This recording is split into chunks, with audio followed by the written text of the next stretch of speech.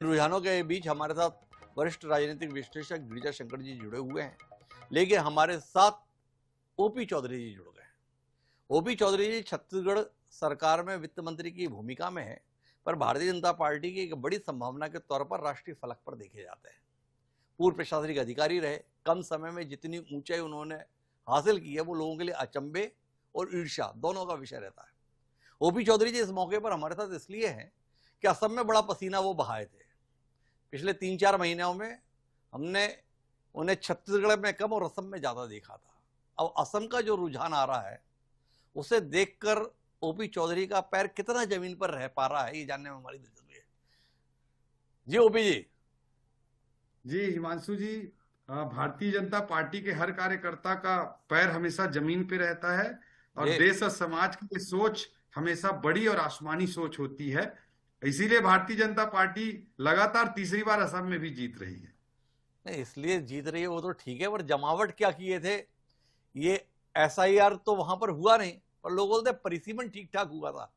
OP Chaudhary जी तो खुद पूर्व प्रशासनिक अधिकारी हैं, इन जी समीकरणों को बेहतर तरीके से समझते भी हैं, तो हमें समझा भी सकते हैं। परिसीमन वेक्टर पर ओपी चौधरी जी का कोई टिप्पणी?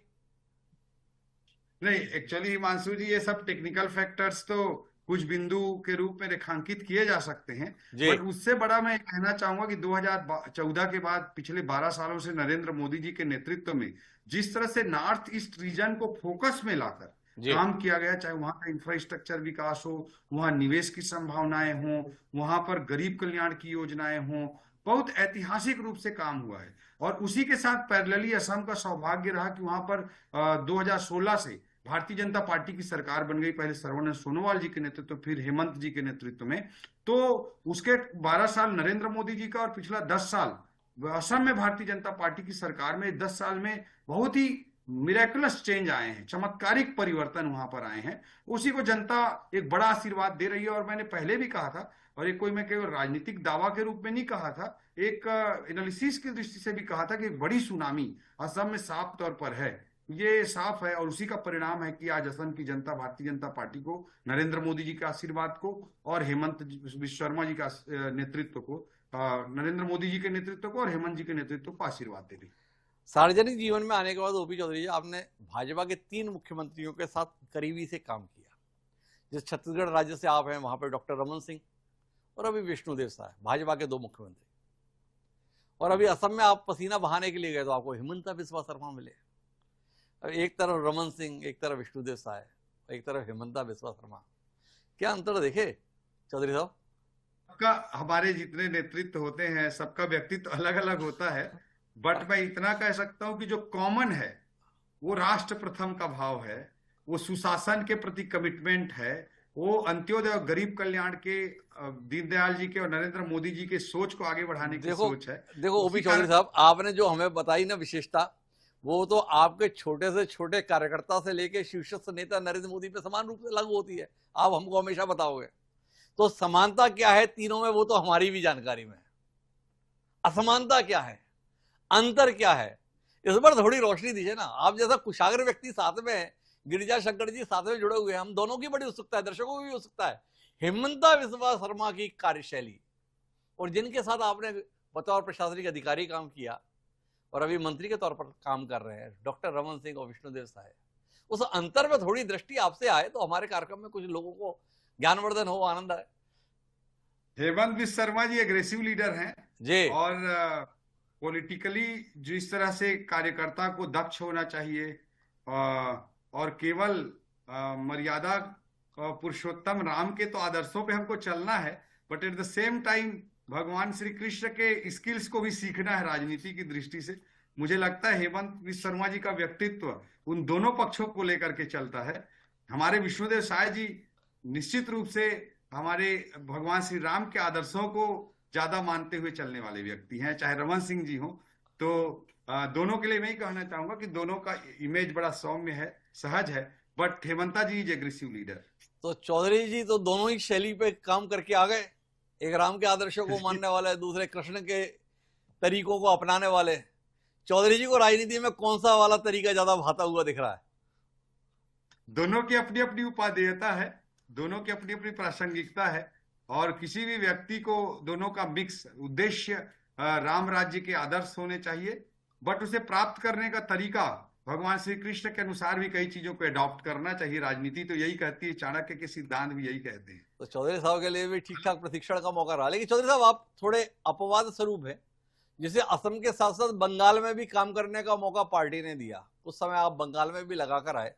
ये बंगाल के जो रुझान आ रहे हैं, ये आपको कितने हैरत में डाल रहे हैं? असम को लेकर तो सभी मान के चल रहे थे कि असम में तो हिमंता बिस्वा शर्मा के नेतृत्व में भाजपा सत्ता बचा पाने में कामयाब रहेगी, पर पश्चिम बंगाल को लेकर एक असमंजस की स्थिति रही। ये रुझान आपको कितना चौंका रहे? हाँ, ये कोई चौंकाने वाले रुझान नहीं बोलूंगा मैं हिमांशु जी। जी देखिए, बंगाल में जिस तरह की राजनीति होती रही है कि लोगों को लगता था कि वोट डालने ही नहीं दिया जाएगा क्या, वोट डालने से रोक दिया जाएगा क्या, इस तरह की सोच रहती थी। उसी कारण एक डर का माहौल हल्का सा था। बट जिस तरह से अमित शाह जी ने प्रयास किया, जिस तरह से फ्री एंड फेयर इलेक्शन के लिए इलेक्शन कमीशन ऑफ इंडिया की ओर से प्रयास हुए, और जिस तरह से वोटिंग का परसेंटेज आया, जी उससे फिर लगभग क्लियरिटी हो गई थी। क्योंकि लोग त्रस्त थे ममता बनर्जी के बैड गवर्नेंस से, डर भय आतंक की राजनीति से, उनके गुंडों से, उनकी वसूलीगिरी से त्रस्त थे जनता। सुशासन का एक सपना लेकर के बंगाल की जनता में भी परिवर्तन का भाव साफ तौर पर, जब जहां जहां हम लोग गए, इनफॉर्मल तरीके से पूछते थे, इंटरनली बात करते थे, अलग अलग तरह के लोगों से बात करता था मैं। पुलिस प्रशासन के कई मेरे मित्र वहां पे बहुत सीनियर पोस्ट में हैं, उनसे भी इनफॉर्मली बात करता था, बट वो भी बड़े डर के बात करते थे मेरे से फोन में। तो वो था कि भाई लोगों को ये था कि मतलब चेंज होना चाहिए। और नरेंद्र मोदी जी के नेतृत्व में जिस तरह से राष्ट्र निर्माण की प्रक्रिया आगे बढ़ रही है, जिस तरह से गवर्नेंस आगे बढ़ रहा है, तो बंगाल की जनता भी, जिसे माना जाता था पहले कि भाजपा का दूर दूर तक वहां पे संभावना नहीं है, वहां पर भी मैं साफ तौर पे देख पा रहा था कि नरेंद्र मोदी जी के नेतृत्व को लोग समझ चुके हैं, बंगाल की जनता भी, और वहां पे आशीर्वाद मिलेगा। बट सवाल यह था कि वोट डल पाएगा कि नहीं डल पाएगा। बट जिस तरह से अच्छे से काम हुआ law and order point of view से, तो वोट डल पाया, और उसी का परिणाम है कि बंगाल की जनता तो पहले से ही चाहती थी, 15 साल के कुशासन से त्रस्त थी, अच्छा, उसने आशीर्वाद दे दिया। अगर लोग ममता बनर्जी के शासन से इतने नाखुश थे, वो वाकई कुशासन था, तो रुझानों में अभी भी टीएमसी 115 सीटों पर आगे है चौधरी साहब, बीजेपी 157 सीटों पर है। अगर लोग इतने ही त्रस्त थे, इतने ही नाराज थे, हालात इतने ही खराब थे, तो टीएमसी का आंकड़ा 100 के पार क्यों जा रहा है?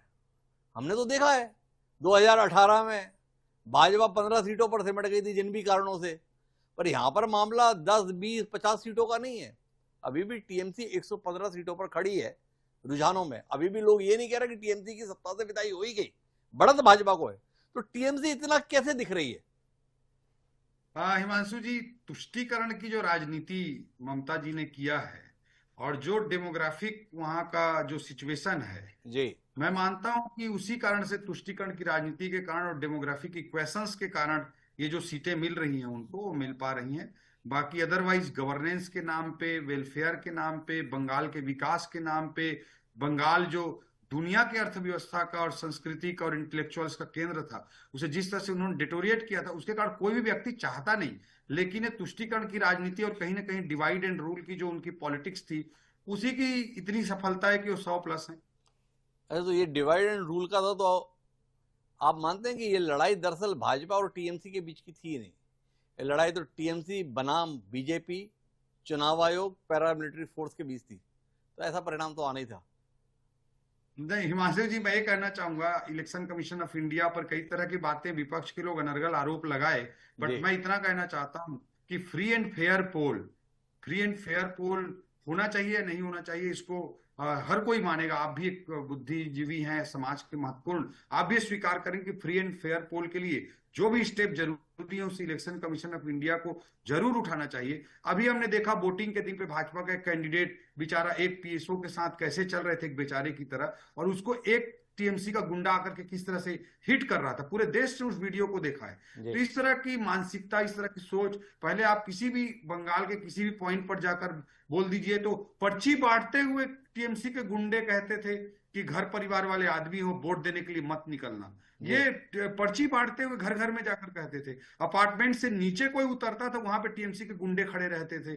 तो अब मेरा एक दोस्त अपना पिछले चुनाव का वाकया बता रहा था जी। कि एक आदमी, उनके परिवार से जुड़ा हुआ एक रिश्तेदार वो नीचे उतरा और उसको उन्होंने कहा कि तुम नीचे क्यों उतरे, वोट डालने मत जाओ, तो वो वापस चला गया। लेकिन चुनाव के बाद फिर आए टीएमसी के गुंडे, उसको घर से बाहर निकाले और उसको बोलने लगे कि तुमको जब मना किया था तो वोट देने निकले क्यों?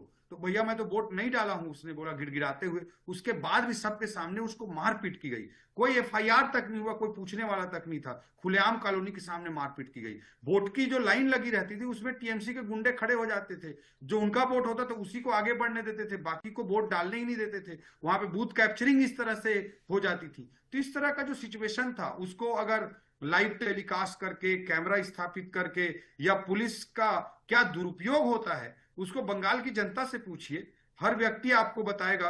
अनौपचारिक औपचारिक, अब तो औपचारिक चर्चा में खुलकर लोग बताएंगे, हर तरह की चीजें सामने आएंगी। अभी तक तो चीजें सामने भी नहीं आ पाती थी। तो अगर बंगाल पुलिस पॉलिटिकल एजेंट बन गया था, पॉलिटिकल गुंडा बन गया था, तो निश्चित रूप से वो सेंट्रल पैरामिलिट्री फोर्सेस की जरूरत थी, जिसको इलेक्शन कमीशन ऑफ इंडिया ने यूज किया। ऑब्जर्वर्स की जरूरत निश्चित रूप से ऑल इंडिया सर्विस के ऑफिसर्स को पूरे देश से डिप्यूट किया जाता है, हर इलेक्शन में किया जाता है। और इसीलिए किया जाता है कि उनसे न्यूट्रल बिहेवियर की अपेक्षा होती है, ऑब्जेक्टिव बिहेवियर की अपेक्षा होती है। और उसी अनुसार इलेक्शन कमीशन ऑफ इंडिया ने जो काम किया है उसी का परिणाम है कि आज 93% 92% वोटिंग हो पाई। अगर वोटिंग ही नहीं हो पाती, वोटिंग ही नहीं करने देते टीएमसी के गुंडे, तो ये रिजल्ट हम देख भी नहीं पाते। ये हम देख नहीं पाते। अच्छा, एक विषय पर टिप्पणी और चाहिए चौधरी साहब, शायद आपकी दृष्टि उस विषय पर। जब ये चुनाव प्रचार का दौर चल रहा था उसी बीच में 3 दिवसीय संसद का विशेष सत्र हुआ, बजट सत्र को ही विस्तारित करते हुए। और वो इसलिए हुआ कि नरेंद्र मोदी जी और उनकी सरकार ने फैसला लिया कि महिलाओं के लिए जो विधानसभा और संसद में आरक्षण का विषय है उसे 2029 में ही लागू कर दिया जाए। पर विपक्ष के विरोध के चलते वो पारित नहीं हो पाया। उसके बाद मोदी जी ने राष्ट्र के नाम संदेश में कही कि इस बात को महिलाएं भूलेंगी नहीं। ऐसा माना गया कि पश्चिम बंगाल के चुनाव में इसको भी जनमत के तौर पर देखा जाए, रुझानों को। क्या मानते हैं कि आज जो रुझान दिख रहा है उसमें उस नारी शक्ति वंदन संशोधन अधिनियम का लोकसभा में गिरना भी कोई ना कोई पहलू है? या मानते हैं कि नहीं, इसको इसके साथ कनेक्ट करके नहीं देखनी चाहिए, या हम इसे भी जनादेश के तौर पर देखें? हिमांशु जी, मैं कहना चाहूंगा कि जब हम इलेक्शन में किसी फैक्टर की बात करते हैं, कई बार तुष्टीकरण के फैक्टर की बात करते हैं, तो वहां पर कहीं पर 15% 12% तरह का वोट के रेंज में हम बात करते हैं। कहीं पर हम किसी कास्ट फैक्टर पर भी बात करते हैं तो 5% 7% 10% फैक्टर पर बात करते हैं। लेकिन जब हम देश की राजनीति में माताओं बहनों की बात करते हैं तो सीधा 50% फैक्टर की बात होती है।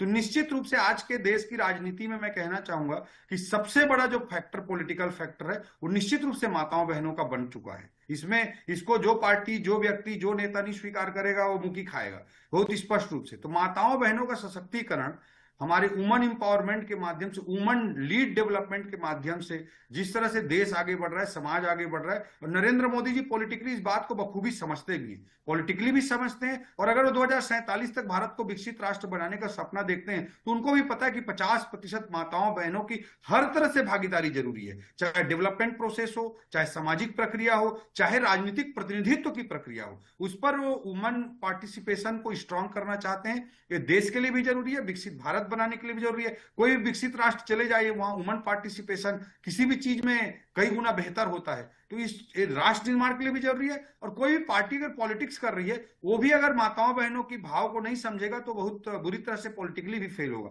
दोनों पक्षों की दृष्टि से मैं मानता हूं नरेंद्र मोदी जी महिलाओं के सशक्तिकरण को, महिलाओं को आगे लाने की उनकी जो राजनीति, उनको सोच है, वो बहुत महत्वपूर्ण है। और इस दृष्टिकोण से उन्होंने 2034 के बजाय 2029 में ही रिजर्वेशन लागू हो जाए इसलिए विशेष सत्र का आयोजन किया।